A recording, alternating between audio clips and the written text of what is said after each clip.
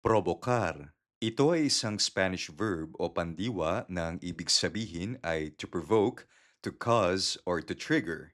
Sa Tagalog, magdulot, manginis, mangudyok, magpasimula, o mag-trigger depende sa context. Ginagamit ang verb na ito kapag may bagay o tao na nagiging sanhi ng isang reaksyon, emosyon, problema o sitwasyon. Maaari itong gamitin sa positive o negative situations depende sa konteksto. Provokar. Mga halimbawa sa pangungusap.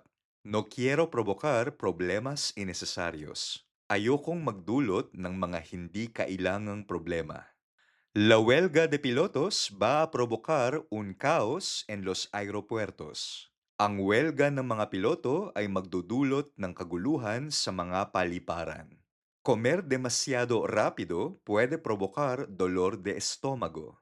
Ang pagkain ng masyadong mabilis ay maaaring magdulot ng sakit ng tiyan. Provocar celos no es una buena idea. Ang pag-uudyok ng selos ay hindi magandang ideya. Provocar.